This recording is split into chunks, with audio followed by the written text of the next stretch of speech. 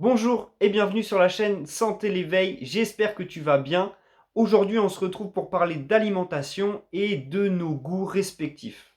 Eh bien oui, ce n'est pas un secret, tu as sûrement déjà dû le remarquer, tu n'as pas les mêmes goûts que tes parents, que ton entourage, que tes amis. Et d'ailleurs tu n'as pas non plus les mêmes goûts que ton chat, ton chien ou ton poisson rouge. La question qu'on va se poser ici c'est pourquoi? Pourquoi nous n'avons pas les mêmes goûts?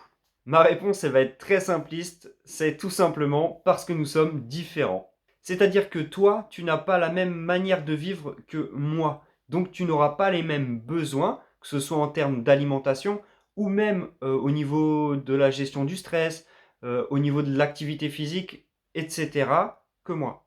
Et ce qui va faire que tu es plus attiré vers une chose que vers une autre, ce sont tes goûts.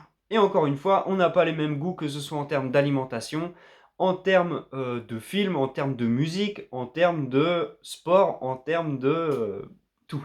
Nos goûts sont différents parce que nous n'avons pas vécu les mêmes choses, nous n'avons pas eu les mêmes expériences et aussi nos besoins sont différents. Et ce qui va nous permettre de savoir ce qui va combler nos besoins en termes d'alimentation, ça va être nos sens et principalement l'odorat et le goût.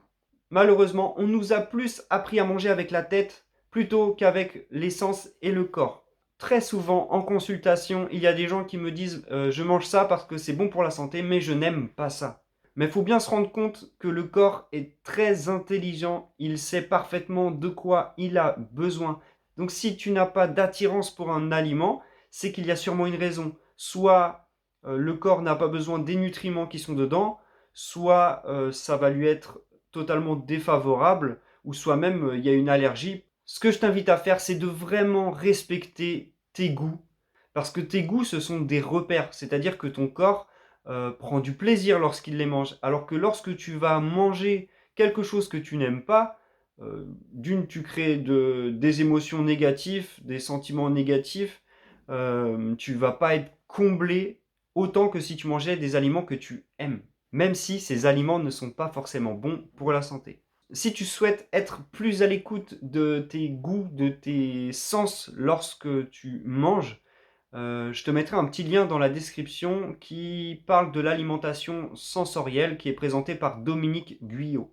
Je te rappelle encore une fois que l'alimentation doit être la plus brute et la plus simple possible, c'est-à-dire de ne pas faire trop de mélange à chaque repas, et surtout de t'écouter. Lorsque tu n'aimes pas un aliment, il n'est peut-être pas fait pour toi. Enfin bref, respecte-toi, c'est le mot du jour. J'espère que cette vidéo t'a plu. Si c'est le cas, tu peux mettre un pouce bleu et t'abonner si ce n'est pas déjà fait. Si tu as des questions, n'hésite pas à les mettre en commentaire ou à m'envoyer un message privé.